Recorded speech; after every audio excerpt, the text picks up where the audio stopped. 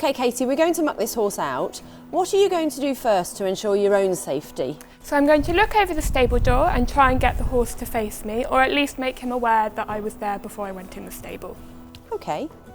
At all times, we want to see safe and efficient movements when near the horse, and an understanding of the horse's behaviour and character while working around it.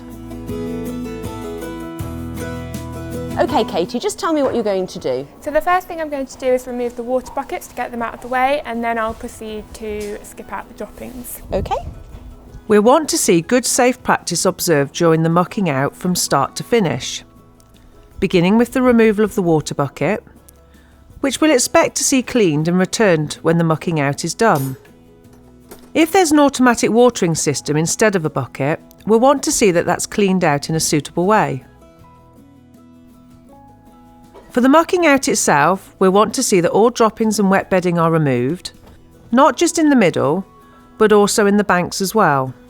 We'll want to see the floor swept and the bedding replaced in a suitable way to give comfort to the horse for the rest of the day or evening. Whilst you're mucking out, Katie, I'm just going to ask a few questions. First of all, can you tell me about the bedding that you've got in this stable? So this is a shavings bed. It's quite absorbent, so it absorbs up the wet. We'll check the knowledge of different bedding types and their qualities, as well as the ideal location for a muck heap and how to maintain that. Katie, whilst you're grooming, just tell me why we groom our horses. So it's really good to build a bond and relationship with your horse, and you want to make sure that they're kind of keeping clean and they're looking good, especially when you're riding them. We'll check the understanding of reasons for grooming and ask about the care of the horse after it's been worked. For example, checking for injury and washing or brushing off sweat. And what brush might you use, or what might you use to brush the mane? So you use a mane and tail brush, quite like a coarse bristle. We'll want to see a basic demonstration of effective and safe grooming techniques and the ability to recognise the various grooming tools. So we've finished grooming now, Katie. Yep. We're going to move on to points of the horse. Do you want to just pop your brushes down, and if you could just tell me some of the points of the horse that you can see here? Okay, so we've got the head, and then coming down through the neck, the withers. We'll expect a good grasp of points of the horse, the external structures of the horse's hoof, and any signs that the horse may need reshoeing or need its feet trimmed. Moving on to colours and markings, Katie. What colour is this horse? So this is a flea-bitten grey. We'll also ask about the colours and markings we use to identify one horse from another. OK, Katie, we're now going to talk about a horse in good or poor health. Just give me some signs of a horse in good health. So I'd first look at his kind of overall body condition, and then I'd move on to more specific. So I'd check he had nice, clear and bright eyes. We'll expect a good understanding of the basics of monitoring a horse's health, the need for routine checks, and the signs a horse is over or underweight. We'll also ask about a range of typical horse behaviours and how to read these, such as showing teeth or putting their ears back. OK, Katie, so what rug have you selected? So this is a stable rug, because he's staying in today, he won't be going out, so keep him nice and warm. So would you like to put the rug on for me? We'll want to see an understanding of different types of rugs and when to use which type, and how to select one that's the right size for the horse. We'll then want to see the rug is correctly organised before it goes on, with all the straps secured appropriately, and the rug folded up so it can be placed on the horse in a quiet and safe manner. When it goes on, we're looking for a safe and logical method, with the rug centrally placed and the straps correctly fastened. Remembering, the belly straps should cross over and the leg straps should link over each other. So we're just going to talk a little bit about the fit of this rug, Okay. Katie. Just tell me what you like about it and what perhaps you might like to change about it. It looks a good length on him, not too tight around the shoulders.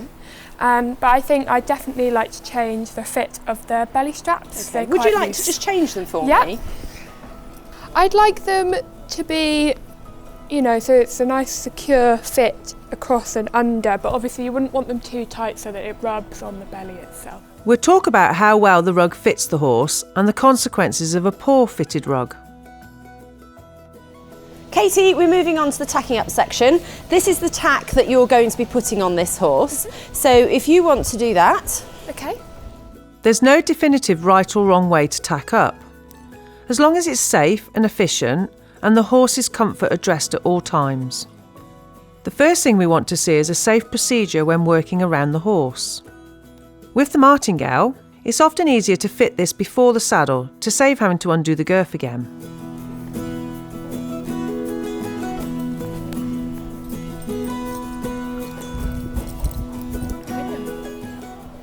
For the bridle, we expect to see the horse safely tied and kept under control with the head collar, releasing the lead rope, then slipping the head collar around the neck before fitting the bridle.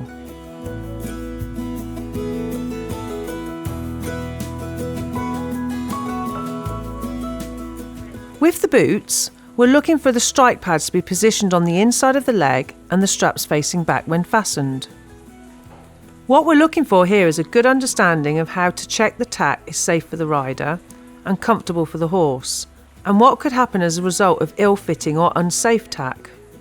And finally, we want to see a safe and efficient untacking procedure.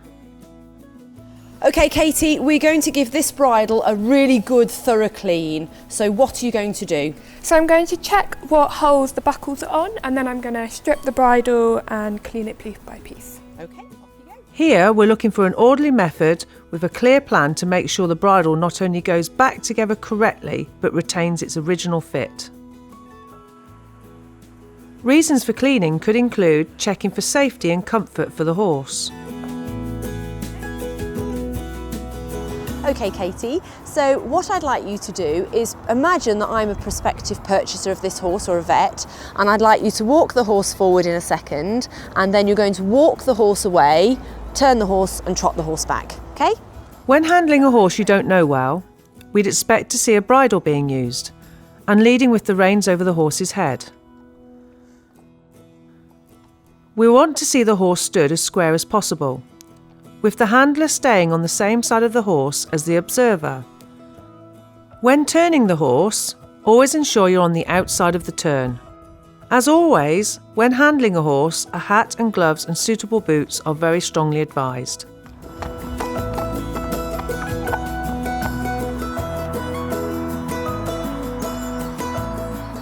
Okay, Katie, I just want you to think about handling horses for a moment, and I want you to think about turning a horse out in this paddock and how you're going to do that safely. You can talk me through it, and you can tell me where you would position a handler as well if you had one with you. Okay, so if I had a handler, then I'd ask. We'll expect a good awareness of do's and don'ts when handling horses in the field, including turning out and catching a horse, and how you might handle it differently depending on its behaviour. We'll also ask about routine field checks that you might do, taking the location we're in as an example. The post and rail fencing down there would need fixing. Yeah. Katie, we're going to talk a little bit about feeding now. So can you give me some rules of feeding? So you'd like to supply a steady stream of roughage, especially for stable. We'll expect a good grasp of the basics of feeding and watering. This will include recognising different feedstuffs and how to use them. For example, knowing how long to soak sugar beet for, not making assumptions about the mix if it's not in the original packaging, and following a feed chart. Moving on to the hay net. Yep. Do you want to just finish filling the hay net for me? Yep. Okay.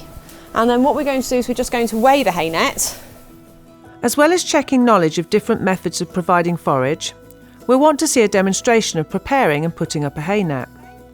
Key points include weighing the hay, making sure the hay net is tied high enough so it does not drop down too far when it's empty, and using a quick release knot. We'll also ask about the signs of poor quality feed and how to maintain good hygienic practice. And you want to tie it in a quick release knot, so if you have any problems, it can be taken down really easily.